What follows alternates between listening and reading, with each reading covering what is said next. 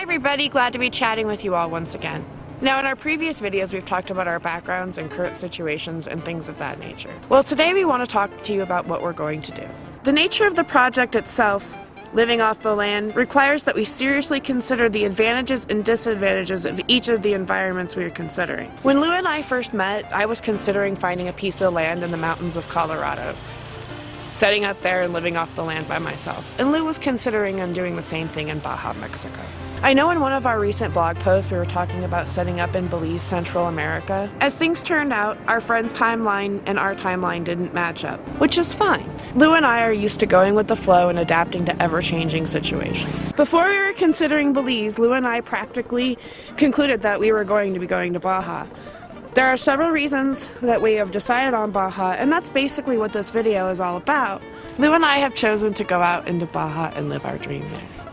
What's in Baja? Why there? Well, here's Lou with some of the information about that place. Hey guys, so as Ivy said, we've decided to go to Baja to start the project. Now, as we were trying to figure out where we wanted to go, the Baja Desert seemed more and more like the obvious choice for many reasons. It came to a point where we just couldn't ignore the many advantages that this location offered us. This past year in 2011, I spent 5 months in Todos Santos, which is a town of population 6,000 in the coast of the Pacific Ocean, about an hour north of Cabo. It's quite a beautiful place. It's a lush jungle oasis in the middle of the desert. It's right on the Tropic of Cancer, and there are many great and beautiful beaches for surfing and some for swimming, both to the north and to the south of the town. For being such a small town, the population is very eclectic in Todos Santos. There are people there who are local, regional, national, and foreign. It's really quite a varied mix. Among the foreigners, you have many Americans, Canadians, and many Europeans as well. In fact, some foreigners have been there for decades, much longer than some Mexicans.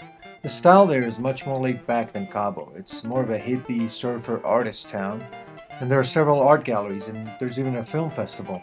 Anyway, I went there because a friend of mine has some land just north of Todos Santos, and he has some projects that he wants to start up, and he asked me to help him out with the web and the video production part of things. One of the great things is that part of our agreement is that he would pay me in part with some land there, so that I could build my home. So right now I'm back in Mexico City. Some of the projects that my friend wants to work on still need to be financed, still need to be invested.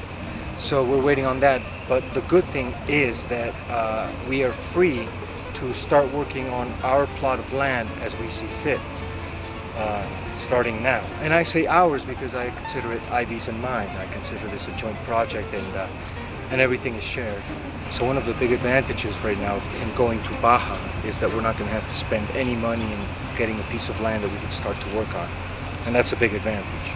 There are other advantages in going to the land in Baja right now. For starters, there's already the necessary infrastructure there that will allow us to get started working right away. There's a water well that is independent of the municipal water network, and there's electrical power hooked up also to the municipal grid. This means that we don't immediately have to set up off-grid power while getting started on our other infrastructure.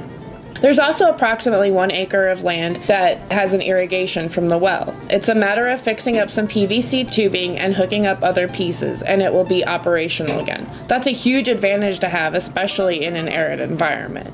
There is also a camper already at the ranch, which means we have a place where we can sleep on site immediately while we begin to work on building a more permanent dwelling. So as you can see, there are too many advantages in Baja for us to ignore. It's the place that will allow us to most quickly and economically get our project started. We also have in the area a good and solid group of friends and acquaintances that are going to be invaluable to us once we get there. I was very fortunate to meet a lot of great people the 5 months that I was there. They not only made me feel welcome, but lent me a helping hand when times got tough. And they did get tough. So actually I'm very comfortable in returning to the Todos Santos area to start up our project together. And if you add the beautiful scenery and the great landscapes, it's really a no-brainer. We're going to Baja. Yay, the Baja Desert! As you can probably tell from where I'm standing, that's going to be quite a change of scenery for me. And not just in the physical sense, but culturally as well. I have to admit, one of the things I'm most worried about going to Mexico was the language barrier. I speak very little Spanish and was feeling kind of nervous about that fact. The good thing about where we're going though is there's a significant amount of English speaking going on, both by residents and foreigners. Not to mean that I don't plan on learning Spanish, I totally do, and Lou's gonna help me out with that. But at least for the it will make the transition a lot easier, and I won't have the urgent need to learn Spanish just to survive. So yeah, Baja Desert, here we come. Woo!